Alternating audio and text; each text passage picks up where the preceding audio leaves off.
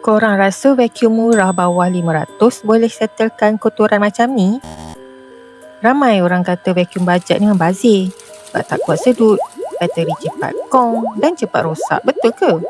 Sebenarnya kalau korang tahu spek apa nak tengok, vacuum murah pun dah cukup untuk rumah korang. Dalam video ni, saya nak bongkar 7 tips wajib korang cek sebelum tekan butang buy now dekat Shopee supaya tak menyesal lebur duit ratusan ringgit. Okey, sebelum kita mula dengan tips pertama, saya perasan ramai yang tengok video saya tapi belum subscribe. Jadi boleh tak korang tolong saya klik butang subscribe sekarang supaya korang tak terlepas video tips penjagaan vacuum di dalam video saya yang seterusnya. Okey, dah subscribe? Jom kita masuk tips pertama. Tips pertama, jangan terpedaya dengan istilah teknikal dekat kotak. Ada brand tulis PA, ada tulis W, ada tulis V. Pening kan? Meh saya mudahkan. Kalau nampak huruf V atau volt, itu kuasa bateri. Cari yang 18 volt hingga 22 volt ke atas supaya motor bertenaga. Kalau guna PA atau Pascal, cari antara 15,000 PA hingga 25,000 PA. Jangan terpedaya kalau iklan tulis 100,000 PA tapi harga hanya 150. Itu marketing je. Paling bagus tengok huruf W atau AW, watts. Cari yang 100 watt ke atas. Tips kedua ialah jenis bateri, removable ataupun built-in. Pastikan bateri jenis boleh cabut ataupun removable. Vacuum murah ini biasanya jangka hayat bateri akan merosak selepas tahun. Kalau jenis melekat, bateri rosak maksudnya satu vacuum kena buang. Tapi kalau jenis boleh cabut macam ni, korang cuma beli bateri baru je dekat Shopee. Satu lagi, saya dah test sendiri. Kalau guna mode paling kuat, max mode, bateri vacuum bajet biasanya tahan 10 ke 12 minit je. Jadi, penting ada bateri spare kalau rumah korang jenis besar atau 2 tingkat. Tips ketiga ialah berat dan ergonomi. Sebelum beli, cek dulu berat vacuum yang kita berkenan tu. Cari vacuum yang beratnya di bawah 1.5 kilo. Kenapa? Sebab cordless vacuum ni kita bukan je tolak kat lantai, tapi kita akan selalu angkat tinggi untuk sedut habuk di langsir atau sawang di siling dan di kipas siling kan. Kalau berat sangat, baru 5 minit guna, lengan korang dah rasa macam lepas workout kat gym. Pastikan ia ringan supaya mak-mak selesa nak guna hari-hari.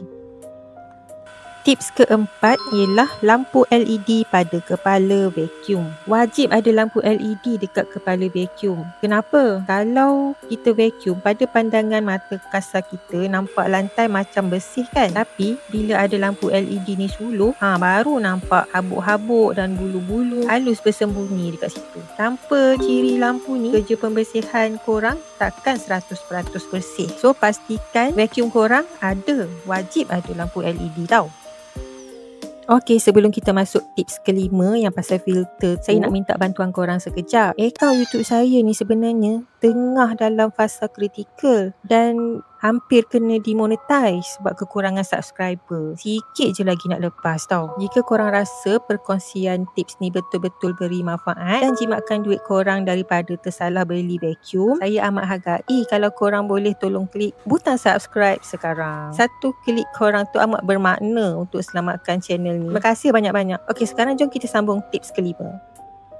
Kelima, pilih vacuum yang menggunakan washable HEPA filter. Semua filter dia boleh dibasuh lah. Okey, sekarang ni ada filter yang jenis SS semua tu kan. So make sure semua tu boleh mudah dikeluarkan dan dibasuh. Penapis ni kalau dah penuh habuk, sedutan vacuum automatik akan jadi lemah. Jadi kena guna jenis yang boleh basuh dengan air. Paling penting sebelum korang bayar vacuum tu dekat Shopee, korang check dulu kedai tu ada tak jual filter ganti yang model sama dengan harga berpatutan. Kalau tak ada spare part, tolong jangan beli sebab nanti filter tu rosak, vacuum kita terus jadi hiasan kat dinding.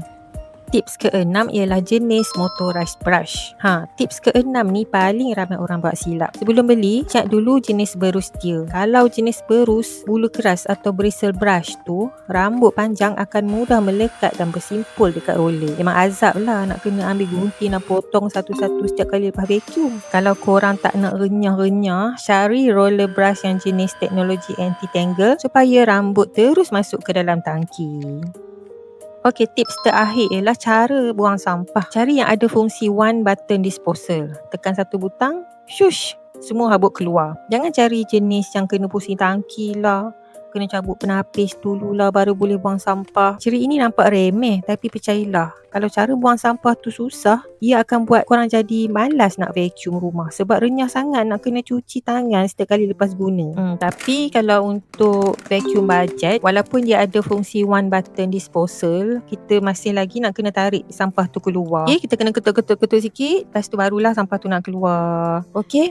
Okey, sebagai bonus untuk korang yang masih menonton sampai ke minit ini, saya nak share satu rahsia macam mana nak bagi vacuum murah kita tahan lebih 2 tahun. Pertama, jangan sesekali sedut air atau lantai basah kecuali vacuum korang memang jenis wet and dry sebab litar dalam vacuum tu boleh short. Kedua, selepas korang guna mode paling kuat ataupun max mode, jangan terus cucuk plug charger. Bateri masa tu tengah panas. Biar bateri tu sejuk dulu dalam 10 ke 15 minit, barulah cas. Inilah rahsia bateri kita tak cepat kembung dan tahan lama.